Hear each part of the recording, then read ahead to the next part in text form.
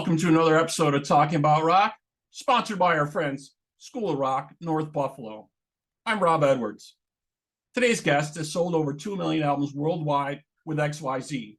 Here to talk about his latest project with George Lynch, All or Nothing. Please welcome Terry ILous. Terry, how's it going?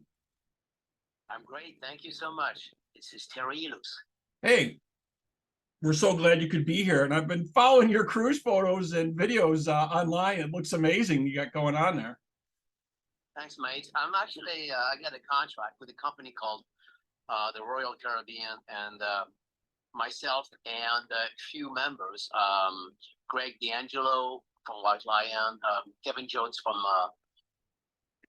Aussie, Jake Willingston from former member of Paul Rogers' back company, and Starship on guitar, and Chuck Wright, who was the bass player for Quiet Riot for 26 years and played with Alice Cooper and a bunch of other people, is the bass player. So we put a big production show, and we do our own songs, particularly songs written by us, or songs we have actually been associated to, and then we do a couple of covers, and we have a big show, big screens, all that good stuff, big production, and it's looking great, and I'm very excited about that. I get to travel the world, I get to meet nice people, and I love it. I absolutely love it.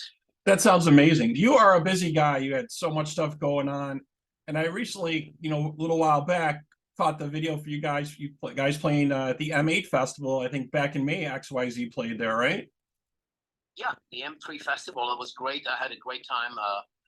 My original drummer, Paul Monroe, joined me on stage, and it was great because it's the first time actually Paul and I she had a stage together, and I absolutely adore him. So it was great. I had a lot of fun. The crowd loved it, and my friend Dee Sawyer came on stage and did backup vocals as well, and a couple of members of the band, All or Nothing, came on stage as well and helped us out.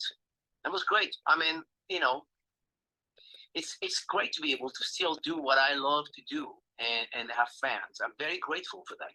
Right, and everybody can tour again and be back out on stage.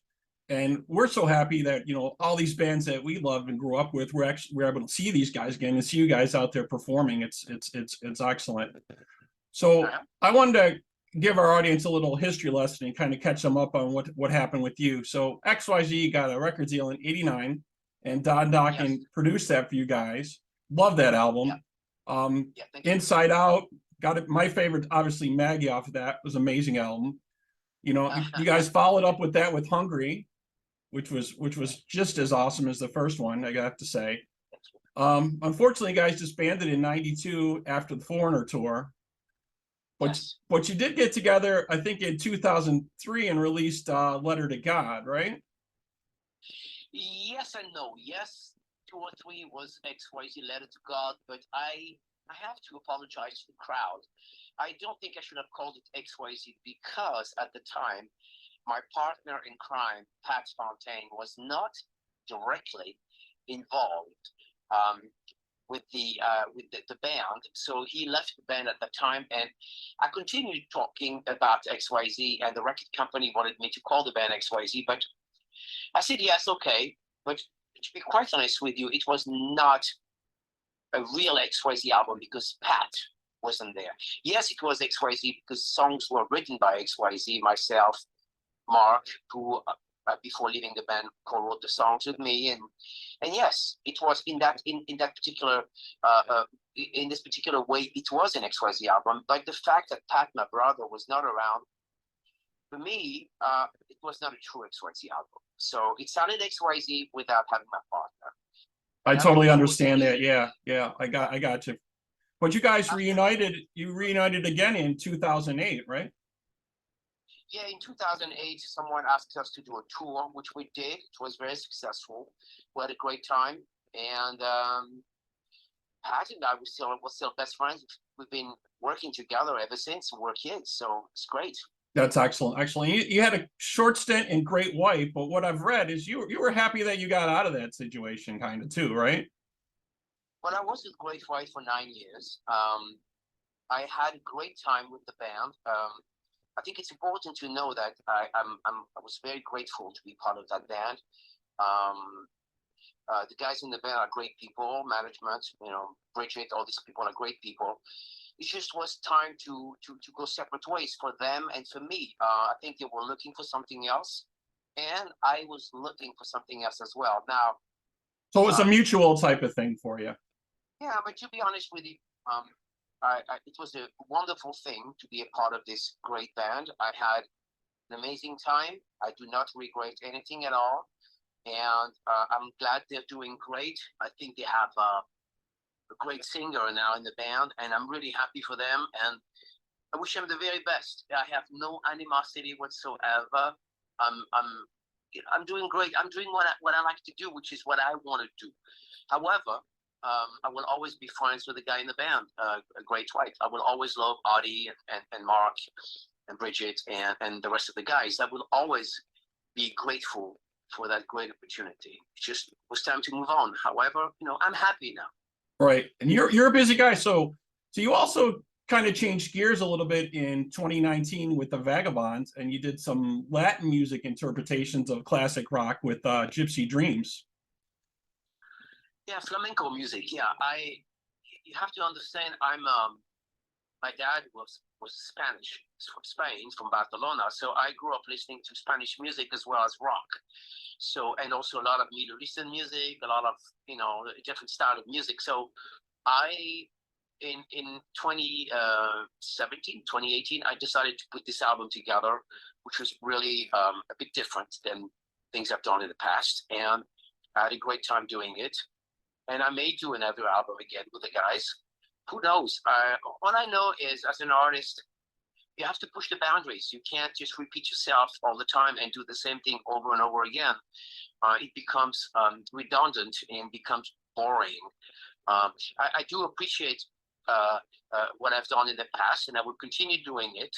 I will always do rock, for sure, but I will always do other things as well. And that's where I am. I have to push the envelope. I have to think outside the box all the time. Yeah, that's definitely the way to think about things nowadays, for sure. So now that we're all caught up and everybody's all caught up out there, so let's talk about the new project you have with George Lynch, All or Nothing. How's that come about? It's going great. I think George is one of the greatest guitar players of that era. I have to be honest with you, and I really mean that. I've always had a tremendous admiration for George. We've never really worked together, although when Don produced my first album, we used some of George's amps, and then modified them. Somebody else modified that again, a guy named Mike Moran at the time, and then so although I was not close to George back then, we have met over the years. We've met many times, and we've talked about working together, but never really happened. And then when I co-wrote this song, Dead or Alive, I sent it to George. I said, I wrote this song thinking darken Lynch / early XYZ. Would you be interested in playing guitar on it? And he listened to it, and he immediately got back to me and said, absolutely. So that was the beginning of something, and then we've done a show a month ago that was extremely successful. That was oversold out. It was really successful, and now we're planning more shows and maybe more work. I don't know. It's up to George now. But again, I think the world of him. I think he's one of the most brilliant guitar player out there. With the likes of course, Eddie Van Halen and Michael Schenker and Gary Moore and a few others. I think George is definitely Jake Leach. George is definitely out there, one of the best. Oh, definitely. I totally agree with you. And he definitely hit it out of the park with this. You got definitely got the Doc and Lynch sound. You got the amazing vocals from yourself on it. I really love the new track. Thank you. Yeah, we're going to take a quick pause here. We're going to play the video for Dead or Alive. I'll be right back here on Talking About Rock.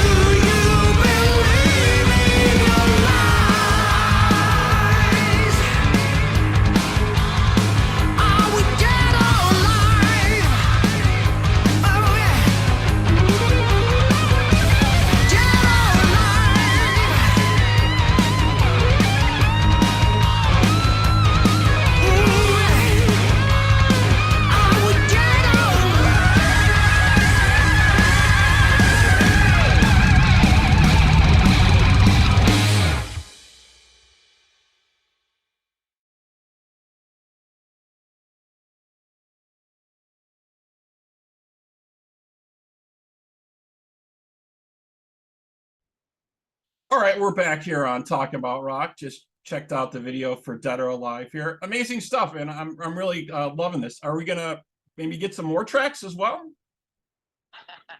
We're talking about it. George and I, but we're talking about it. It's just a matter of um, putting business together between a label, who's gonna release the stuff, who's gonna pay for it, all that good stuff. It's a music business. Right. I think he knows how much I want to work with him, and I hope he wants to work with me as well. And again, I think the world of him. Period.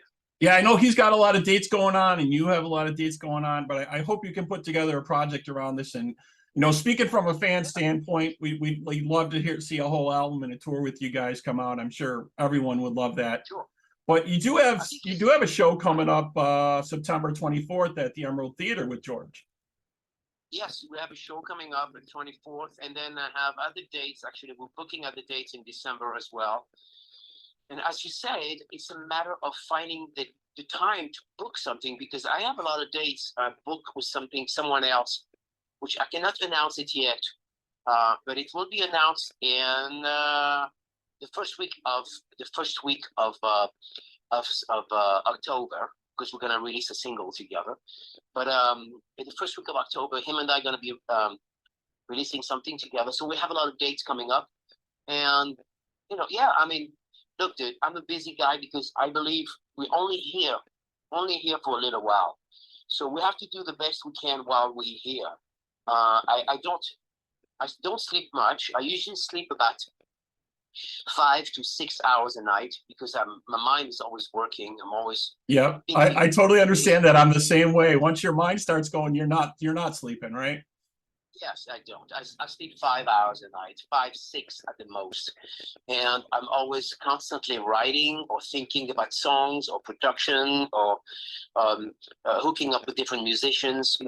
The thing is, I believe we're only here for a while. Whatever happens after, when we're gone, no one knows. No one knows. People say there's heaven, hell, whatever. I don't know. People say we come back in a different life. I don't know. But what I can tell you is, this is a beautiful world. This is a beautiful life. And for me, heaven is here, or could be hell for a lot of people as well, or thing.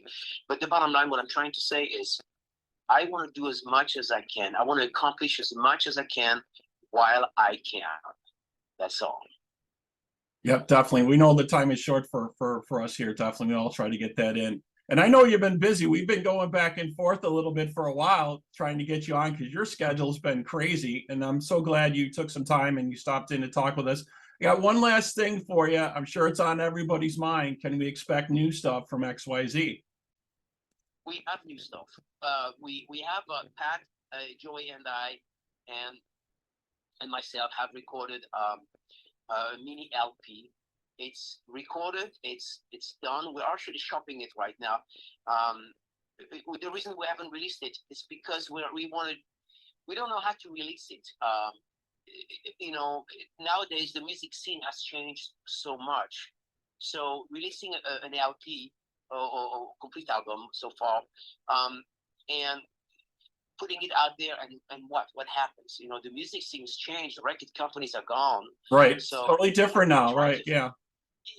Trying to find the best way to release it, so with the maximum impact. That's what we're trying to say. So we are currently shopping it with different labels. We have some interest.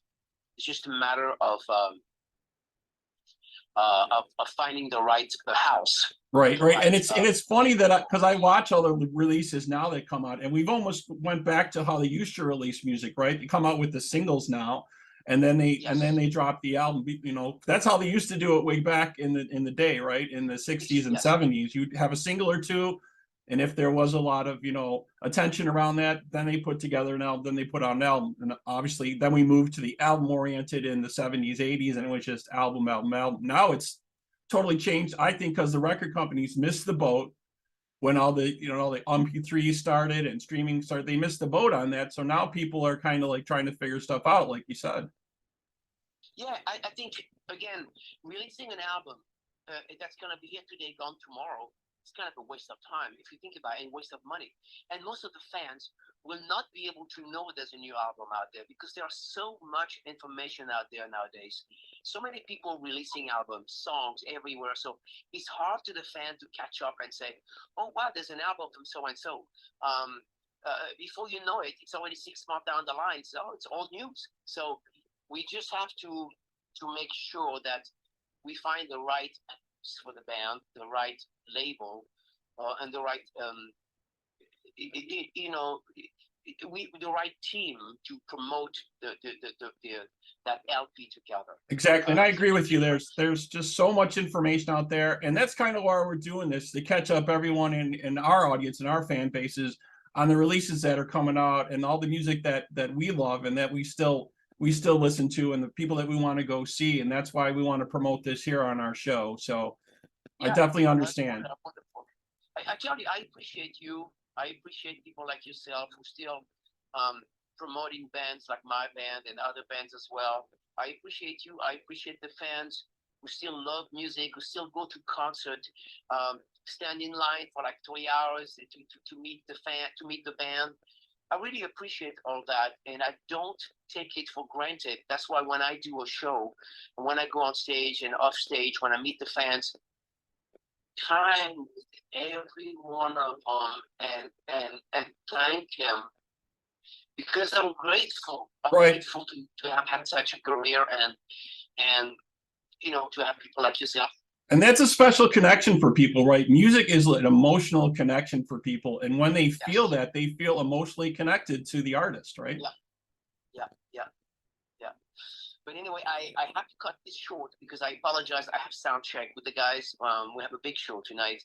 And we have a new sound guy coming in and all that stuff. So, but I'm looking forward to that. I'm really excited to be on this particular cruise. It's a really big ship. We have, the stage, the venue is small. It's 1,000 people every night, and I think it's very about that. Yep. So where's the best place for folks to get information on you? What's going on? Should they go to your website or Facebook, or what should they do? I think people can go on my website, of course, terryilous.com, but also I'm also on Facebook quite often. I mean, pretty much every day. I review messages, I reply, and also Instagram, of course, and YouTube under my name, of course. It's all under my name. I just have people send me requests and I'll reply, and have people send requests to my professional Facebook page, not my personal. My personal, I don't add anyone. Although I get like. Right, I totally understand. Well, thank you for taking the time. I know you got to run. We really appreciate it. And if you folks out there want to know more about us, you have questions or comments, please feel free to email us at talkingaboutrock@gmail.com. Like us and follow us on Facebook, Instagram, and Twitter. And for this interview, you can catch it on YouTube and all the streaming services. Terry, thank you so much for being with us and spending some time, man. Really appreciate it. Thank you. Take care. Bye-bye. Bye-bye now.